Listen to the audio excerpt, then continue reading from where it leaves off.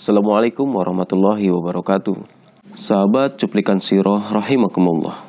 Pada kisah orang soleh kali ini, insya Allah kita akan mengangkat sahabat yang terkenal di langit, yaitu Uwais Al-Qarni.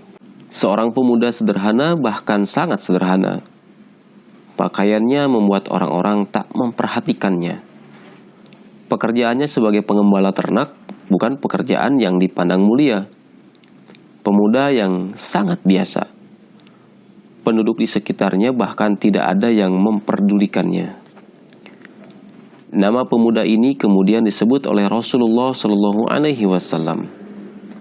Pemuda ini hidup di zaman Rasulullah Shallallahu Alaihi Wasallam, namun tidak pernah bertemu. Karena itu dia disebut sebagai tabi'in. Suatu hari Umar berkata, "Aku sendiri pernah mendengar Rasulullah Shallallahu Alaihi Wasallam bersabda, nanti akan ada seseorang bernama Uwais bin Amir bersama serombongan pasukan dari Yaman. Ia berasal dari Murad, kemudian dari Qarn. Ia memiliki penyakit kulit, kemudian sembuh darinya kecuali bagian satu dirham. Ia punya seorang ibu dan sangat berbakti kepadanya. Seandainya ia mau bersumpah pada Allah, maka akan diperkenankan yang ia pinta.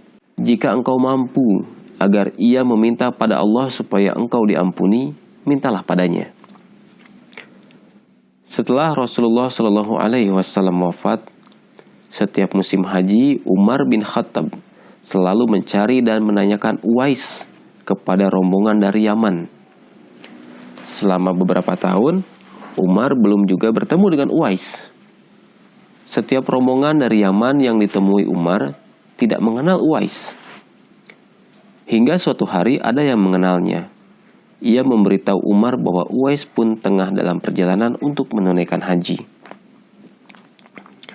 Umar gembira dan menunggu kedatangannya.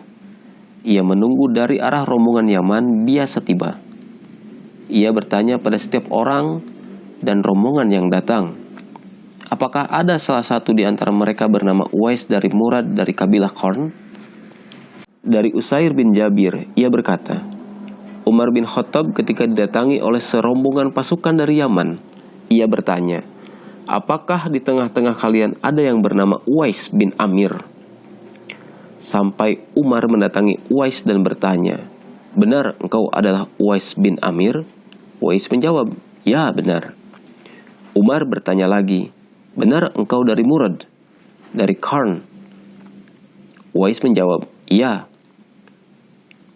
Umar bertanya lagi, benar engkau dahulu memiliki penyakit kulit lantas sembuh kecuali sebesar 1 dirham? Uwais menjawab, iya.